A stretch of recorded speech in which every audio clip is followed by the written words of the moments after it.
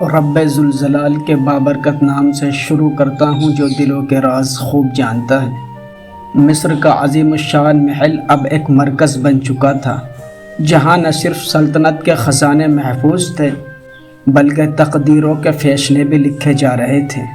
وہیں ایک گوشہ ایسا تھا جہاں اللہ کے نبی حضرت یوسف علیہ السلام عظیم صبر اور حکمت کے ساتھ بیٹھے تھے، فیصلے سناتے، اناج تقسیم کرتے اور لوگوں کے دلوں تک جھانکتے۔ یہ محل اب ایک نبی کے صبر اور حکمت کا مرکز بن چکا تھا، ایک ایسا مرکز جہاں صرف اناج نہیں بلکہ روحوں کی تسکین، دلوں کی توبہ اور زمانے کی تقدیر رقم ہو رہی تھی۔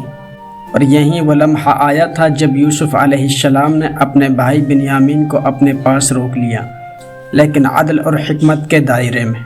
بھائی واپس لوٹے، قافلہ اب حضرت یعقوب علیہ السلام کی طرف روانہ ہوا تھا، لیکن اس بار ایک بیٹا کم تھا۔ قافلہ اب آہستہ آہستہ کنعان کی طرف بڑھ رہا تھا۔ دھول اڑاتی اونٹوں کی قطار، بوجھ سے لدی گاڑیاں اور تھکے ہوئے چہروں پر ایک انجانی شرمندگی چھائی ہوئی تھی۔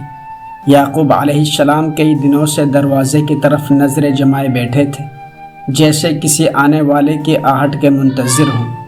جب قافلہ قریب آیا تو ان کی نظریں بار بار گننے لگی اور تعجب سے کہا کہ بنیامین کہاں ہیں؟ ان کا سوال گرجدار تھا، لیکن آواز میں ایک ٹوٹا ہوا دل چھپا تھا۔ بچوں نے نظریں جھکا لی۔ ابا جان، بادشاہ نے انہیں چوری کے الزام میں روک لیا۔ ہم نے اپنی آنکھوں سے دیکھا کہ اس کے سامان سے پیالہ نکلا۔ ہم بے بس تھے۔ یعقوب علیہ السلام کا چہرہ زرد پڑ گیا، آنکھوں میں آنسو تیرنے لگے، لیکن وہ چیخے نہیں، بس اتنا کہا، بل سورت لکم انفسکم امرا فصبر جمیل۔ تمہارے نفس نے پھر تمہیں بہکا دیا، اب میرے لیے صبر ہی بہترین سہارا ہے۔ وہ دیوار سے ٹیک لگا کر بیٹھ گئے، آنکھوں میں وہی پرانی ویرانی اور لبوں پر وہی ایک نام، یوسف یوسف، اور کہا، مجھے اس کی خوشبو آ رہی ہے، تمہیں کیوں نہیں آتی؟ بیٹے حیران ہوئے، کچھ نے دل میں مذاق سمجھا، لیکن وہ نہ جانتے تھے کہ نبی کی نگاہ صرف ماضی پر نہیں مستقبل پر بھی ہوتی ہے۔ چند دنوں بعد یعقوب علیہ السلام نے اپنے باقی بیٹوں کو بلایا اور کہا، جاؤ یوسف کو تلاش کرو اور اس کے بھائی کو بھی۔ اللہ کی رحمت سے مایوس نہ ہوں، مایوسی تو صرف کافروں کا کام ہے۔ یہ جملہ گویا ایک نئی امید کی کرن تھا۔ قافلہ پھر مصر کی طرف روانہ ہوا، اس بار نہ صرف غلہ لینے بلکہ دو بھائیوں کی تلاش میں۔ دلوں میں شرمندگی، آنکھوں میں ندامت اور لبوں پر معافی کی دعائیں تھیں۔ جب یہ قافلہ مصر پہنچا تو یوسف علیہ السلام کے دربار میں حاضر ہوئے۔ وہ اب بھی اپنے بھائیوں کے لیے اجنبی تھے۔ بھائیوں نے کہا، اے عزیز مصر، ہم پر اور ہمارے اہل و عیال پر سختی آئی ہے، تھوڑا سا غلہ دے دو اور صدقہ بھی۔ یہ وہ لمحہ تھا جب یوسف علیہ السلام کا دل بھر آیا۔ وہ جو برسوں سے بھائیوں کی جدائی کا دکھ سہتے آئے تھے، جنہیں کنویں میں ڈال کر بیچ دیا گیا، آج انہی بھائیوں کو عاجز اور بے کس دیکھ کر آنکھیں نم ہو گئیں۔ انہوں نے اپنا تعارف کرایا، کیا تمہیں یاد ہے جب تم نے یوسف اور اس کے بھائی کے ساتھ کیا کیا؟ بھائی چونک گئے اور کہا، کیا آپ یوسف ہیں؟ یوسف علیہ السلام نے فرمایا، ہاں میں یوسف ہوں اور یہ میرا بھائی بنیامین ہے۔ اللہ نے ہم پر کرم کیا، جو تقوی اور صبر کرتا ہے اللہ اس کا اجر ضائع نہیں کرتا۔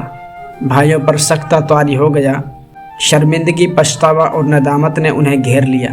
وہ گر کر معافی مانگنے لگے، اللہ کی قسم ہم نے گناہ کیا، ہمیں معاف کر دو۔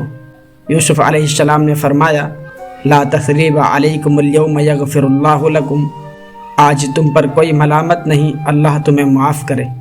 یوسف علیہ السلام نے اپنا قمیص نکالا اور فرمایا، یہ قمیص لے جاؤ اور میرے والد کے چہرے پر ڈال دو، ان کی بینائی لوٹ آئے گی، پھر شب کو لے کر میرے پاس آؤ۔ قافلہ روانہ ہوا، ایک بار پھر مصر سے کنعان کی طرف، لیکن اس بار سامان میں صرف غلہ نہیں تھا بلکہ یوسف کی خوشبو، قمیص اور ایک عظیم بشارت تھی۔